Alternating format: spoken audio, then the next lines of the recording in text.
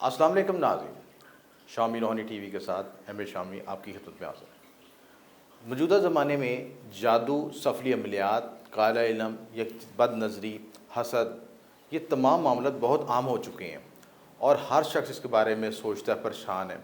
और अमूमी तौर पर आप किसी शख्स का हिसाब लगाएं, जायचा बनाएं, तो कुछ ना कुछ उसमें नेगेटिव एनर्जी महसूस ज़रूर होती है, क्योंकि उस कामों में कुछ रुकावट ज़रूर होती है। एक तो लाजमी तौर पर उस तारों की गर्दिश, नहूसत तो होती है, लेकिन ये भी तज़किया किया गया कि इस नहूसत के साथ कुछ इंसानी शर भी शामिल होता है।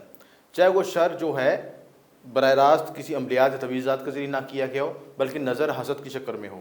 असल में कायनात में दो ही बुनियादी एनर्जीज़ हैं, जो पॉजिटिव और नेगेटिव। जब पॉजिटिव एनर्जी आपके ऑरा में ब्रेक हो जाती है, आपके ऑरा में जो कमज़ोर होनी शुरू हो जाती है, यानी आपका रूहानी दफ़ाई निज़ाम कमज़ोर होना शुरू हो जाता है, तो लाजमी तौर पर नेगेटिव एनर्जी आप पे इफ़ेक्ट करती है।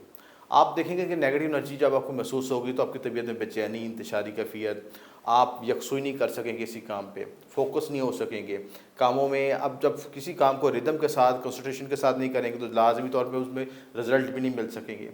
आप कारोबार करना चाहते हैं, अगर आपके आपके अपने हवास बाख्ता हैं, अगर आप कोई काम करना चाह रहे हैं तो लोगों के साथ डीलिंग के दौरान आपके हवास बाख्ता हैं, तो लोग आपके पास किस तरह माइल होंगे, आप डीलिंग किस तरह कर सकेंगे। अगर आप कोई सफ़र कर रहे हैं, कारोबार कर रहे हैं, कोई भी ड्राइविंग का काम करते हैं, तो सफ़र में आपको ज़हन मुतशर एक्सीडेंट का ख़तरा होगा। यानी वजूहत कोई भी हों। अगर बच्चे हैं तो उनकी तलीमी मैदान में कमज़ोरियाँ, मसाइल, बच्चा तवज्जो नहीं कर सके, कंसंट्रेशन लेवल नहीं कर सके, ये सारी वजूहत किस वजह से होती हैं कि जब नेगेटिव एनर्जी आप पे हावी हो जाती है। अब नेगेटिव एनर्जी मुख्तलिफ़ तरीक़ों से आप पे असरअंदाज होती है।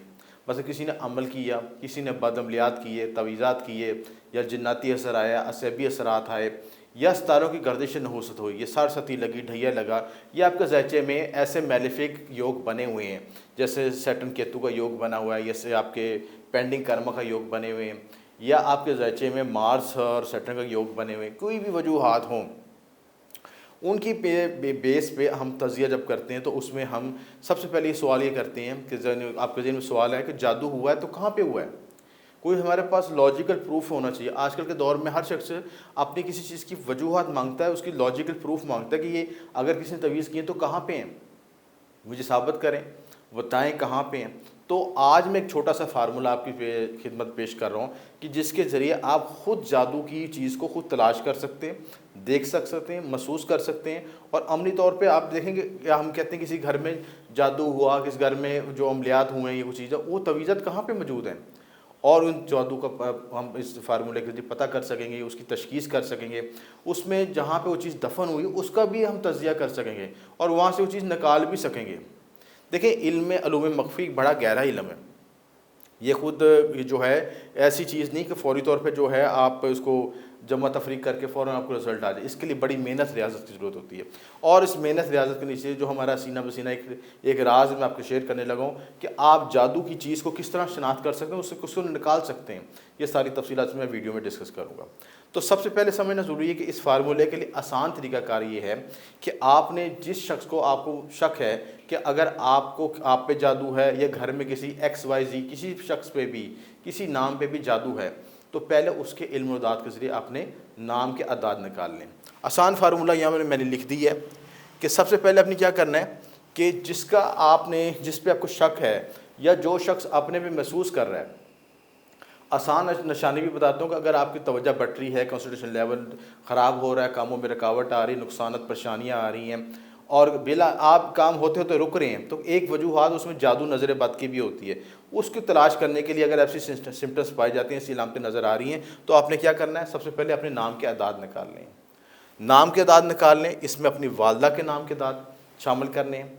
और उसके बाद जिस दिन आप ये काम कर रहे हैं, यानी आज अगर 14 जून है तो 14 जून महीने का नंबर, महीने के अदाद लेने हैं, तारीख़ और दिन के अदाद लेने हैं, और ये सारे अदाद को कैलकुलेट करना है, सारी चीज़ों को इकट्ठा लिखना है। यानी जो आपने नाम निकला, नाम के अदाद, जिस शख्स का तज़िया करना है, उसका नाम, उसकी वालदा का नाम, उस दिन के अदाद, उस डेट ऑफ बर्थ के, उस मौजूदा तारीख के अदाद, और दिन, महीना, साल के अदाद, सबको जमा करके उसमें 360 का इजाफ़ा करना, 360 का इजाफ़ा करना है। और इजाफ़ा करने के बाद ये टोटल जब मजमूआ जमा हो जाएगा, उसको आपने सिंपल 9 पे तकसीम कर लेना।